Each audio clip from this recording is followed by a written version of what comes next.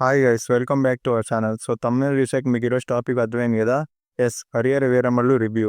Movie ఇందాకే matinee షోకి వెళ్ళి రావటం జరిగినది. మూవీ ఓవరాల్గా నేను 3/5 ఇస్తా. ఆ 3/5 కూడా ఎందుకంటే ఇద్దరికి కారణం. ఫస్ట్ వచ్చేసి పవన్ కళ్యాణ్ గారు అండ్ సెకండ్ వచ్చేసి కీరవాణి గారు. అంటే కీరవాణి గారు రాజమౌళి గారి సినిమాలు తప్ప మిగతా సినిమాలకి మ్యూజిక్ సరిగ్గా అని ఒక మాట ఉంది. కానీ నేను చెప్తున్నా కదా, ఈ మూవీకి చాలా సీన్స్లో ప్రాణం పోశారండి కీరవాణి గారు.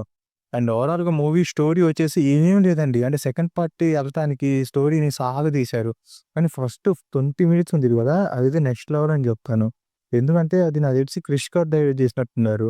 ఆ 20 మినిట్స్ ఎలివేషన్స్ కానీ, స్టోరీ గాని చాలా బావుంది. ఇంకా క్లైమాక్స్ దాకా బావుంది గానీ, క్లైమాక్స్ తర్వాత సెకండ్ హాఫ్ అసల ఆ వీఎఫ్ఎక్స్ గాని, లేతే ఆ గ్రాఫిక్స్ గాని అసలు మరీ అంటే పవన్ కళ్యాణ్ లాంటి హీరోని పెట్టుకొని డైరెక్టర్ ఎందుకు అట్లా చేశారో అర్థం కావట్లేదు. దీంట్లో చూస్తే పవన్ కళ్యాణ్ గారు కూడా చాలా సీన్స్‌లో కంటిన్యూటీ ఉంది దానికి. అంటే 5 ఇయర్స్ గ్యాప్ రావటం వల్లేమో. అండ్ ఈ సెకండ్ హాఫ్‌లో చాలా సీన్స్ కూడా ఆయన చెప్పినట్టు ఈ షెడ్‌లో ఏసి మంగళగిరిలో తీయడం వల్ల మనకు అర్థమైపోతుంది. అంటే ఆ సెట్స్ కూడా ఏసినట్టు అర్థమవుతుంది. రియాలిటీ‌గా లేవు. కాబట్టి ఓవరాల్‌గా నేను 3/5 చెప్తా. పవన్ కళ్యాణ్ ఫ్యాన్స్‌కి అయితే స్టార్టింగ్ ఫస్ట్ హాఫ్ బాగుంటుంది. మంచి ఎలివేషన్ సీన్స్ ఉండేవి కాబట్టి. అండ్ సెకండ్ హాఫ్‌లో కొద్దిగా ఎవరికైనా బోర్ కొట్టిందనిపించింది. నాకు తెలిసి ఇంకా 'హరిహర వీరమల్లు 2' సినిమా ఉండకపోవచ్చు.